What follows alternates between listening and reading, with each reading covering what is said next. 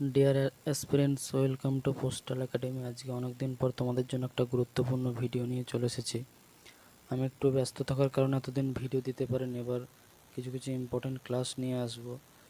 GDS to MTS postman mail গেটের syllabus অনুযায়ী যে ক্লাসগুলো আছে, PO guide part 1, postal manual volume 5 এবং বাকি যে সাবজেক্টগুলো আছে সেগুলো নিয়ে ক্লাস নিয়ে আসবো। তার আগে নোটিফিকেশানটা সম্পর্কে বলি। তোমরা দেখতেই পাচ্ছ, এটা দিল্লির ডাক ভবন থেকে 2/4/2026, মানে আজকের ডেটে এই নোটিফিকেশানটা এসছে। তো এর সাবজেক্ট ম্যাটারটা কী বলছে দেখো। এর সাবজেক্ট যেটা বলছে, এটা অল হেড সার্কেলকে পাঠিয়েছে। Limited departmental competitive examination for promotion or recruitment to the cadre of PS and postman mail guard MTS পোস্টপোনমেন্ট।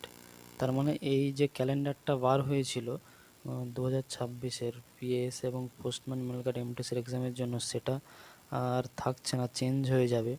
Just postpone হয়েছে, জাস্ট একটু ডিলে, তাছাড়া কিছুই না।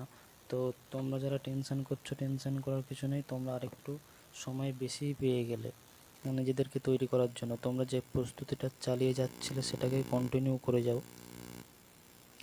দেখো, এখানে বলাই আছে আজকে কিন্তু পিএসের নোটিফিকেশান বার করার কথা ছিল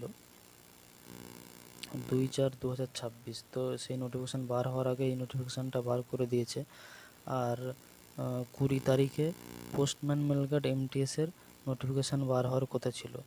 তো এখানে বলেই দিয়েছে, দেখো, যে রিশিডিউলড হচ্ছে, এটা যে রিভাইজড যে শিডিউলটা, ওরা এটা কয়েকদিনের মধ্যে দিয়ে দেবে। তো টেনশনের কিছু নেই।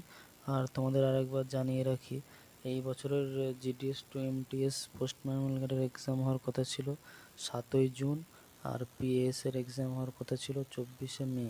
তো সেই ডেটটা থাকছে না। তোমরা যে প্রস্তুতিটা চালিয়ে যাচ্ছিলে সেটাই চালিয়ে যাও। আর আমিও কিছু ইম্পর্টেন্ট ক্লাস নিয়ে আসবো।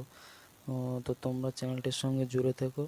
আর এই বছর জিডিএস টু এমটিএসের কে যারা টার্গেট করেছে তাদের অনেকটা স্কোর বেশি তুলতে হবে, কারণ এমটিএসের ভ্যাকান্সি খুব একটা বেশি থাকবে না, হাতে গোনা কয়েকশো হয়তো থাকবে। আর পোস্টম্যান মেলগেটের জন্য যারা এলিজিবল হয়ে গেছো, জিডিএসে যাদের 5 বছর হয়ে গেছে, তারা অবশ্যই ভালো করে পড়াশোনা করে পরীক্ষা দিয়ে এবার পোস্টম্যান মেলগেটের ভ্যাকান্সিটা খুব হাই থাকবে।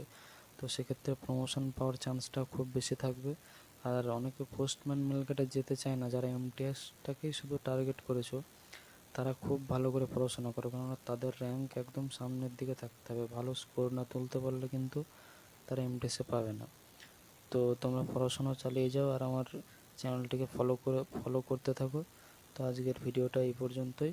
দেখা হচ্ছে পরের কোনো ভিডিওতে।